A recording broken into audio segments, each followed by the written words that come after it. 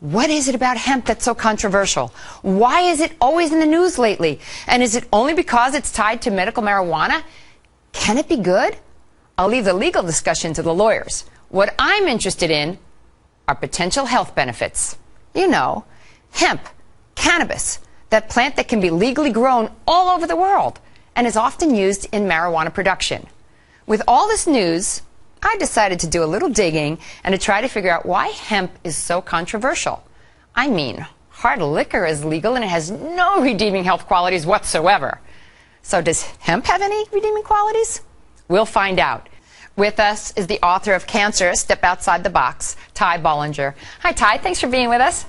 Thank you, Carol. One of the really incredible things I was reading about in your book was hemp. Yeah.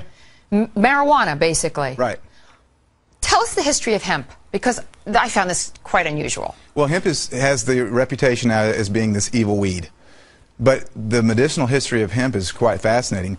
Back as far back as the 1930s, there were medicinal hemp tinctures in almost every pharmacy in the United States. Hang on, I want to go even further back. Yeah. Didn't you write in your book that Washington and Jefferson and Lincoln and all these presidents actually grew hemp, so it was legal to grow everywhere? They did. And they could use it as they wanted to use it? Yes, as a matter of fact, some farmers in the colony of Virginia were required to grow hemp.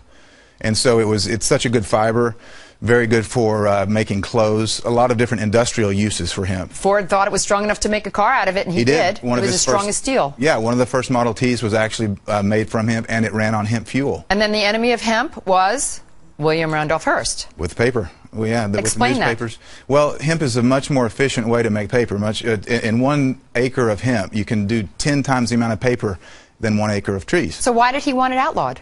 Because he owned thousands of acres of forest that when he owned paper. So this was a political thing. It had really nothing to do with hemp itself. Exactly. It really didn't. It was more about the money. It was more about eliminating the competition. And so that's why hemp was demonized and thought of as this evil weed. They put out propaganda films like Reefer Madness and so forth to make people afraid of hemp. When in reality, that's one small use of hemp, the recreational use, which is we call it marijuana. But that was a slang term that they developed to make people afraid of it. Oh, heck, Mary Jane, doobies, everything. I mean, they've got a lot of slang terms for it. So in the 1930s, they made tinctures. What were they making the tinctures for, and why were they doing these tinctures? Well, I mean, the medicinal uses of hemp are just numerous. The hemp helps, well, we can talk about the cancer effects of hemp, but it helps with inflammation. It's very anti-inflammatory. It helps with seizures. It's very effective with PTSD for the vets that are coming back that have post-traumatic traumatic stress disorder. Mm-hmm. Very effective at treating that. It's an anti-inflammatory.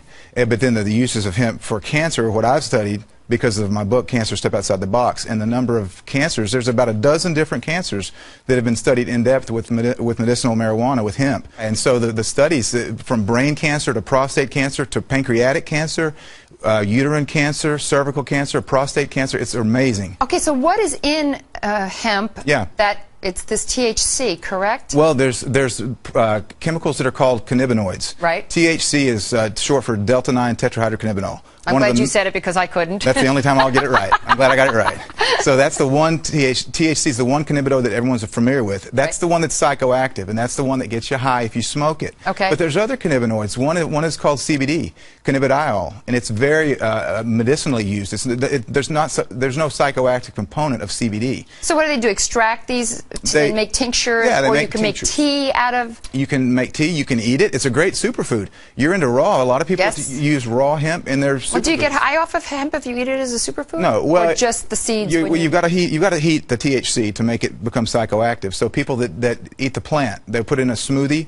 You know, there's super green smoothies. Right. You're not going to get high off of that because you didn't superheat it. But is it then, if you put it in a smoothie like that, is it good prevention to cancer? It is. It's very well. It's got a perfect ratio of omega-3 to 6 fatty acids. It's got more GLA, gamma-linolenic acid, than any other plant.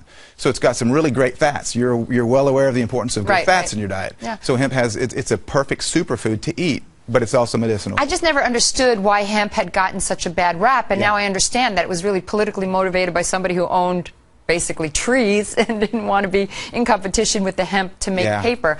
And yet, throughout the years after that, so many people suffered because of that. Yeah. So I guess it's actually a good thing that people are coming around a little bit. It is. I'm really encouraged about the different legislation in different states that are trying to legalize medicinal hemp because of the fact that it is so good. It's not just a superfood. It's not just great for industrial uses, as we've mentioned, but it's a really good medicine. Thank you so much for coming on, Ty. I really appreciate you being here. Thank you, Carol. Appreciate it.